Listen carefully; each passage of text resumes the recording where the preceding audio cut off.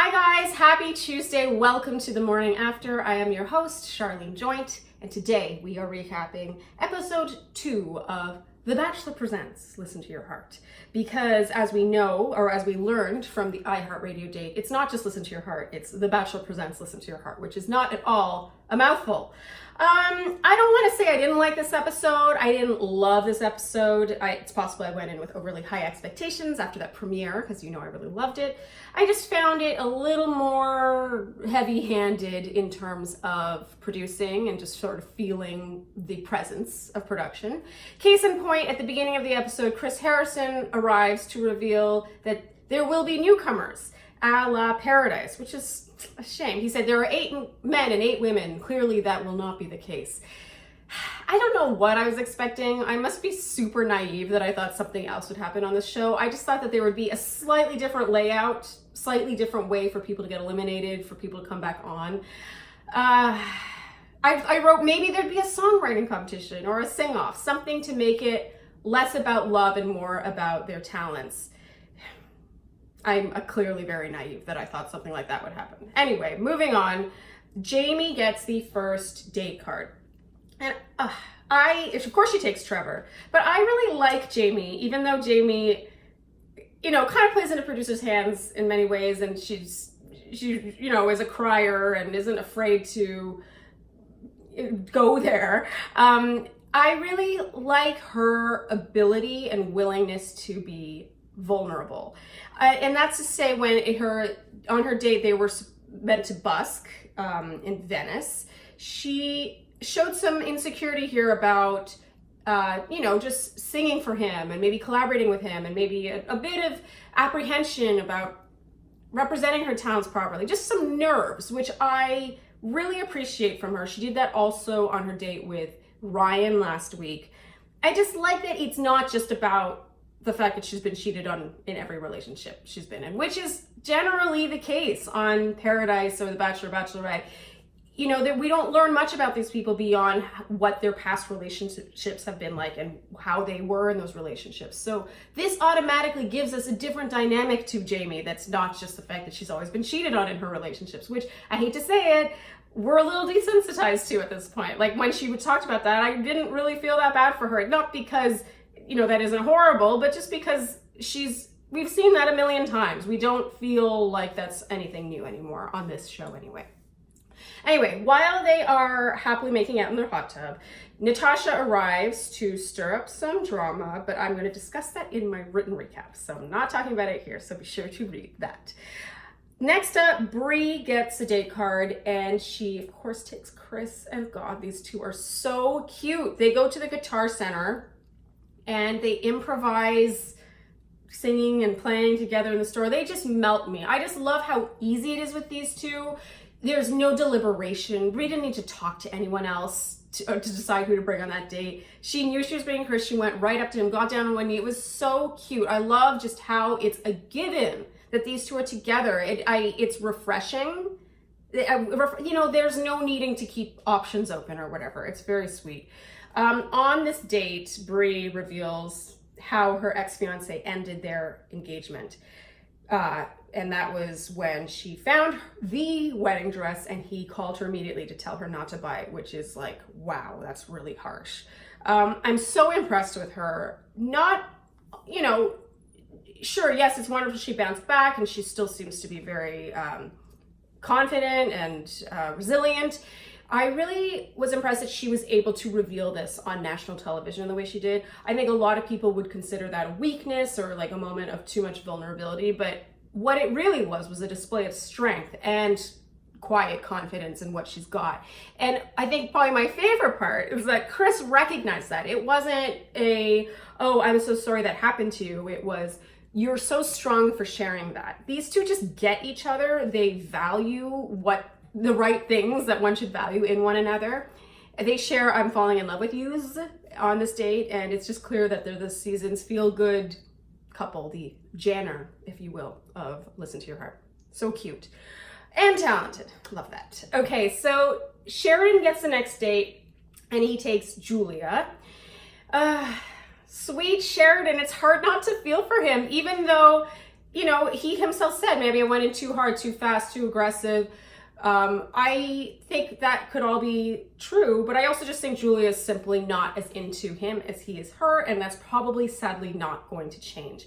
You just don't get the sense from Julia that it's like, oh, if I just get to know him better, I'm gonna come around.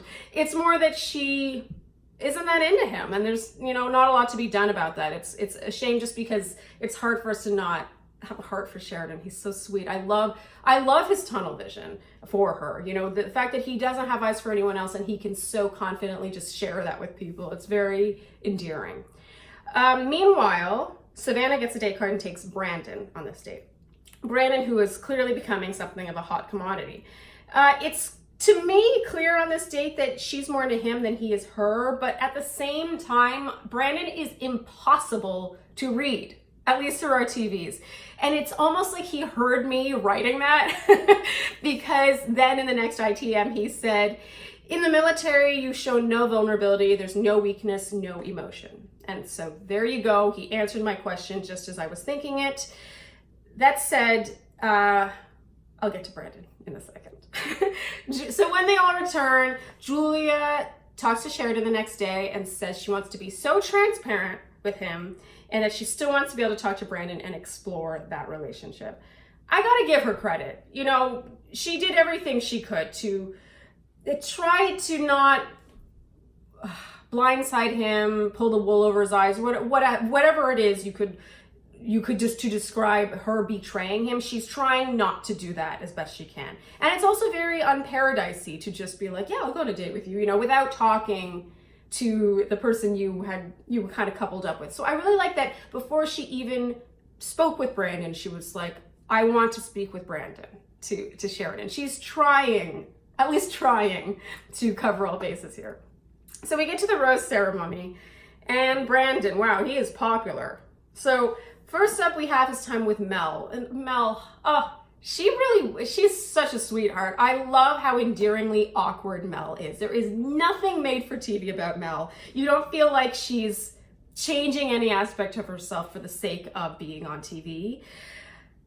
That said, it was pretty clear that Brandon just wasn't feeling Mel that much. But this is where I feel like Brandon starts to make a few mistakes.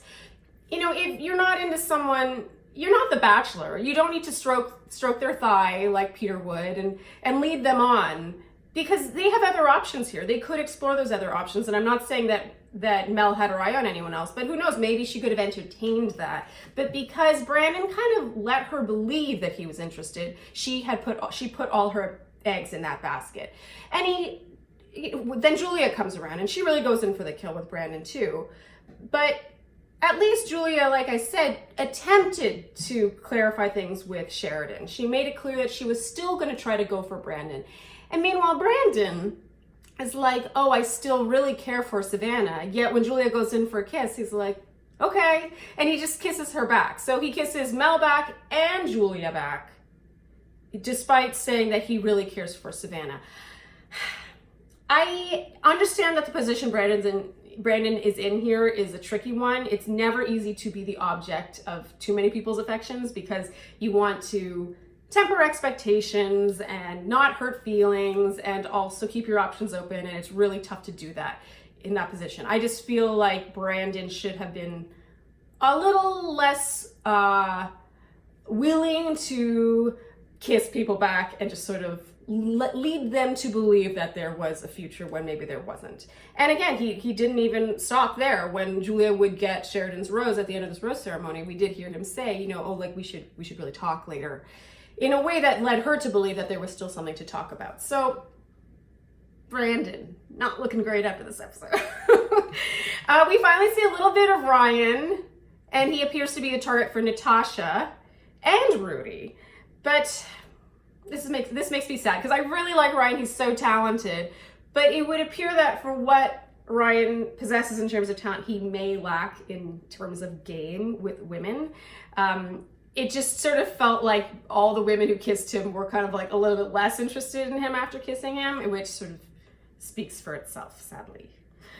Rudy finally goes back to Matt. These two get back together, and I'm happy because I was rooting for these two from the beginning. I love their chemistry, their banter. It's just so, it's kind of funny and weird and the way I feel like a couple would be in real life. So I really like them. But I gotta say, at the end of this episode, I was sad that Mel went home. And it's not so much that I was so attached to Mel. It's more that we never got to see her perform. She never got to sing, really, not that we heard, or play or anything. And that's the reason she's on this show. Like, she must have auditioned, or there was some talent for which she got cast on this show. So it's always a shame when that comes to an end and we never even get a taste of that. So sad. Bye, Mel.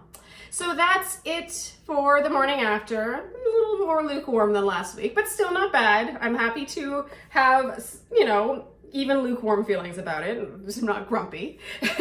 And yeah, be sure to read my Flair written recap.